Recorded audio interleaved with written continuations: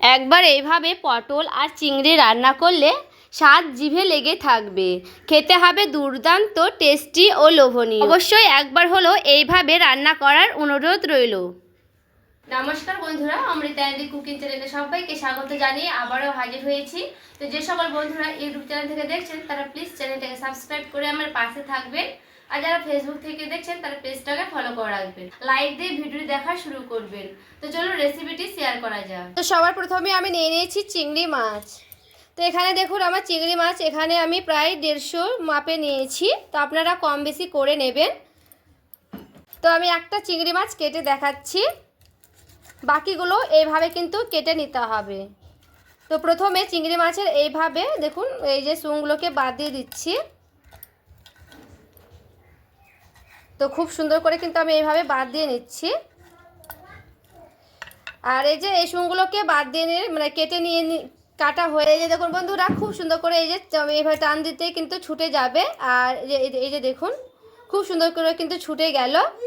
আর এর ভিতরে একটা দেখুন এই সুতোর মতো থাকে, এই যে সুতোর মতোটা এইভাবে হালকা করে টান দিলে কিন্তু খুব সুন্দর করে বেরিয়ে যাবে।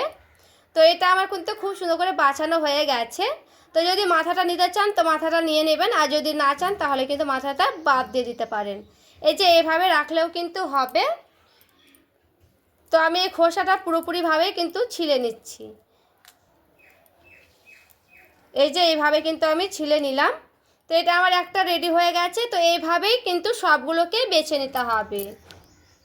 দেখুন নিয়েছি পটল। এরপরে আমি পটলগুলোকে এইভাবে কেটে নিচ্ছি। তো দেখুন এখানে আমার পটলগুলোকে এইভাবে কেটে নিতে হবে। হালকা করে মানে ছিলে নিতে গেলেও হবে।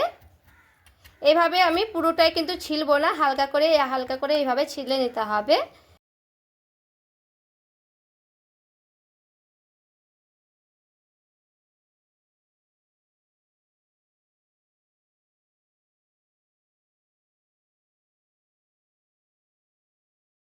এই যে দেখুন এইভাবে আমার কিন্তু ছিলে নিয়েছি। তো এই যে এইভাবে ছোট ছোট করে পিস করে নিচ্ছি। তো আমি এইভাবে করে নিচ্ছি। আপনারা চাইলে কিন্তু একটু মানে দু পিস করে নিতেও পারবেন। তো আমি এইভাবে কিন্তু করে নেব। তো আবারও আমি একটা পটল কেটে নিচ্ছি। তো সেমভাবে আমি এইভাবেই কিন্তু কেটে নিচ্ছি। দেখুন পটলগুলোকে যেহেতু এগুলো ছোট আছে তো আমি একটু এইভাবে কাটছি, আর বড়গুলো কিন্তু 3 পিস করে নিতে হবে। তো সব পটলগুলোকে আমি এইভাবে কেটে নিচ্ছি।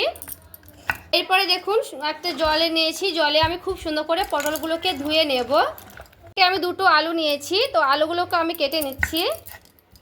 তো আলুগুলো আমি এইভাবে কেটে নেব ডুমো ডুমো করে, খুব ছোট ছোট করে কিন্তু কাটতে হবে না, এইভাবে কিন্তু কেটে নিতে হবে। তো এই যে এইভাবে আমি কেটে নিলাম আলুগুলোকে। তো আমি দুটোই আলু কিন্তু দিচ্ছি এখানে। দেখুন দুটো আলু কিন্তু কাটানো হয়ে গেছে। এগুলোকে আমি খুব সুন্দর করে জল দিয়ে ধুয়ে নেব। তো এখানে দেখুন আমি কড়াই বসিয়ে নিয়েছি, কড়াই দিয়ে দিচ্ছি তেল সরিষার। দেখুন তেলটা আমার গরম হয়ে গেছে, দিয়ে দিচ্ছি 1 চামচের মতো হলুদের গুঁড়া। পরে তেলটা কিন্তু খুব সুন্দর করে গরম করে নিয়েছি। তো এখানে আমি একটু হালকা করে এইভাবে কড়াই গায়ে ছড়িয়ে নিলাম। এখানে সেই পটল ধুয়ে রাখাগুলোকে একেবারে জল ছেড়ে ছেড়ে মানে দিয়ে দিলাম।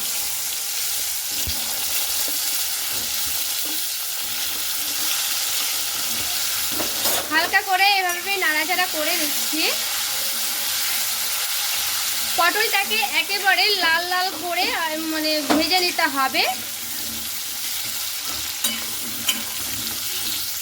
আর এখানে দেখুন বন্ধুরা পটলটাকে একেবারে কিন্তু লাল লাল করে ভেজে নিয়েছি। তো এইভাবে কিন্তু পটলগুলো ভেজে নিতে হবে। এরপরে হালকা করে তেল ঝারিয়ে ঝারিয়ে এইভাবে আমি পটলগুলোকে উঠিয়ে নিচ্ছি। তো এইভাবে কিন্তু উঠিয়ে নিতে হবে।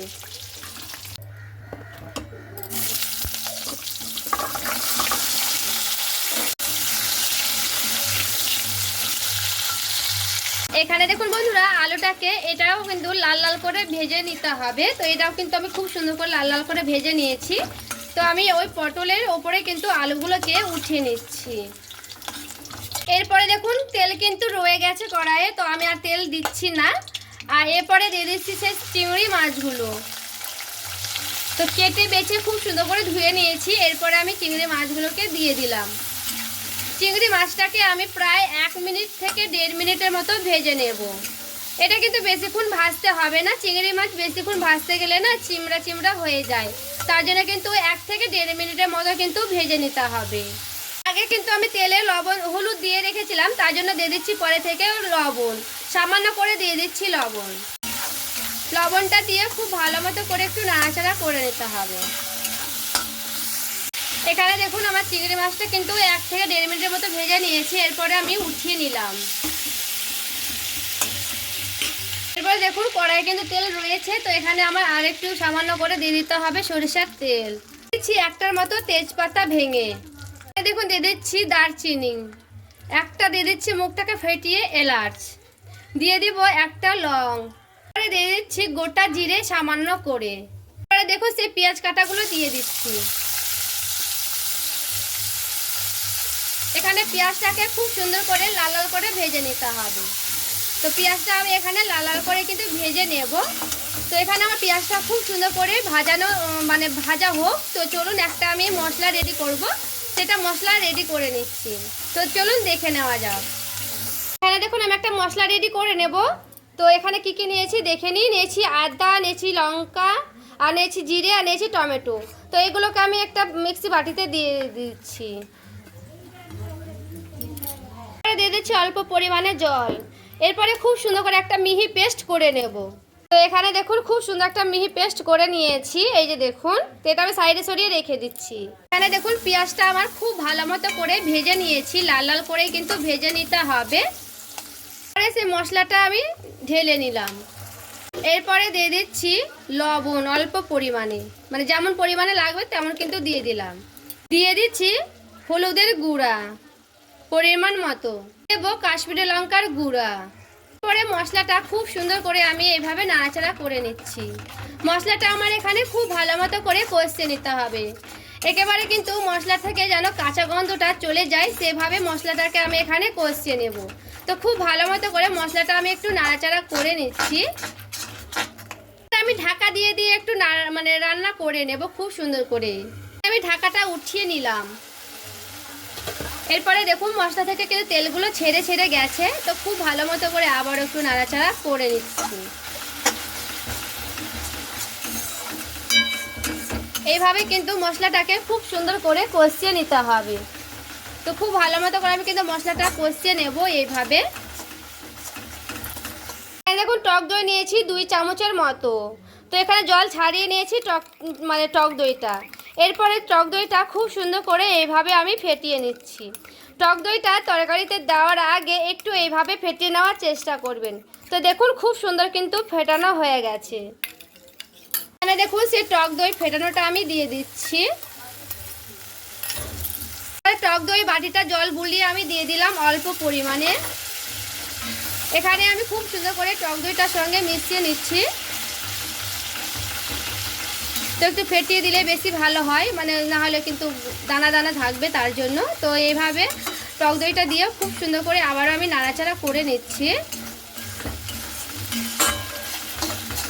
এরপরে আমি দিয়ে দিচ্ছি সেই আলু আর পটল ভাজাগুলো। মশলার সঙ্গে খুব ভালো মতো করে আলু পটলটাকে ভালো মতো করে নাড়াচাড়া করে নিতে হবে। তো এখানে আমি মশলার সঙ্গে আর আলু পটলের সঙ্গে খুব সুন্দর করে এইভাবে নাড়াচাড়া করে নিচ্ছি। এতে করে মশলার সঙ্গে আর পটলগুলো একেবারে কিন্তু খুব সুন্দর একটা ফ্লেভার আসবে, টক দইটার সঙ্গে একেবারে কিন্তু দারুণ লাগবে। তো এইভাবে আমি আবার একটু নাড়াচাড়া করে নিচ্ছি। তো গ্যাসের আঁচটা কমিয়ে দেব। এরপরে দিয়ে দিতে হবে ঢাকা। ঢাকা দিয়ে গ্যাসের আঁচ কমিয়ে বাড়িয়ে অনেকবার কিন্তু আমি এখানে নাড়াচাড়া করে নেব। এখন ঢাকাটা আমি উঠিয়ে নিলাম। তো এখানে আমি ঢাকা দিয়ে কিন্তু প্রায় একবার থেকে 2বার কিন্তু একটু নাড়াচাড়া করে নিয়েছিলাম। তো তারপরে কিন্তু আবারও ঢাকা দিয়ে রেখে দিয়েছিলাম। তো এখানে আমার মশলাটা দেখুন মশলার সঙ্গে আর পটল আলুর সঙ্গে খুব সুন্দর করে কিন্তু মিশে গেছে। তো এইভাবে কিন্তু দেখুন হালকা করে কিন্তু লেগেও গেছে, তো কোনো অসুবিধা নেই। হালকা করে এইভাবে দেখুন এইভাবে খুন্তি দিয়ে করলে কিন্তু খুব সুন্দরভাবে উঠে যাবে। আর দেখে বুঝতেই পারছেন কতটা সুন্দর হয়েছে মশলাটা কষানো। এখানে মশলাটা যত ভালো কষাতে হবে তত কিন্তু বেশি টেস্টি লাগবে এই রেসিপিটা। এরপরে অল্প করে দিয়ে দিতে হবে জল। জল দিয়েও খুব সুন্দর করে এইভাবে আমি একটু নাড়াচাড়া করে নিচ্ছি, কষিয়ে নেব। তো দেখুন এইভাবে আমি হালকা করে জল দিয়েও কিন্তু একটু ভালো মতো করে চারিদিকটা এইভাবে একটু নাড়াচাড়া করে নিচ্ছি। এরপরে ভেজে রাখা চিংড়ি মাছগুলোকে দিয়ে দিতে হবে। তো চিংড়ি মাছগুলোকেও দিয়ে খুব ভালো মতো করে এভাবে আবার একটু নাড়াচাড়া করে নিচ্ছি।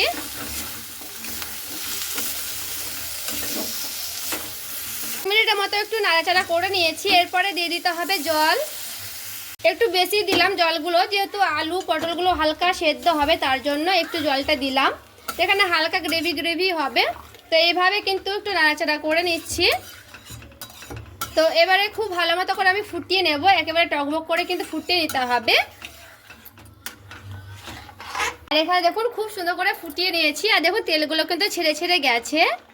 আর এই যে দেখুন এইভাবে একটু হালকা নাড়াচাড়া করে নিচ্ছি। আর এখানে আমি দেখাচ্ছি মানে আলুগুলো সেদ্ধ হয়েছে কিনা। তো এই যে খুন্তি দিয়ে আমি দেখাচ্ছি, দেখুন কি সুন্দর আলুগুলো একেবারে কিন্তু গলে গেছে। এইভাবে কিন্তু পারফেক্ট সেদ্ধ করলে সব তরকারি কিন্তু খেতে ভালো লাগে। তো এখানে কিন্তু আমার খুব সুন্দর করে ফুটিয়ে নেওয়া হয়ে গেছে। চিনি, যেহেতু এখানে টক দই দিয়েছি তার জন্য এই চামচের 1 চামচ দিলাম টক মানে চিনি, টক দইয়ের সঙ্গে চিনিটার সঙ্গে যেন মিশে যায় তার জন্য। তো চিনিটা দিয়ে 1 মিনিটের মতো পুরো আমি ফুটিয়ে নেব। এখানে দেখুন ফ্রেশ ধনেপাতা নিয়েছি। তো ধনেপাতাটাকে একেবারে মিহি মিহি করে আমি কেটে নেব। দিয়ে দিচ্ছি ওপর থেকে ধনেপাতা কুচনোগুলো। এরপরে ধনেপাতা দিয়ে হালকা করে এইভাবে আমি নাড়াচাড়া করে নিচ্ছি। পুরোপুরিভাবে রেডি হয়ে গেছে। তো নামিয়ে নিচ্ছি, তারপরে আবারও দেখাচ্ছি। আর এই যে দেখুন বন্ধুরা, রান্না করে রেডি করে নিয়ে চলে এসেছি। আর দেখতে দেখুন কতটা লোভনীয় লাগছে। ভাবে একবার হলো ট্রাই করে দেখবেন, দুর্দান্ত লাগে এই রেসিপি। আজকের এই রেসিপি আপনাদের কেমন লেগেছে অবশ্যই আমায় কমেন্ট করে জানাতে ভুলবেন না। আর ভালো লেগে থাকলে প্লিজ একটি লাইক করবেন, চ্যানেলটাকে সাবস্ক্রাইব করে আমার পাশেই থাকবেন। তো দেখা হচ্ছে আরও একটি রেসিপির সঙ্গে। সবাই ভালো থাকবেন, সুস্থ থাকবেন।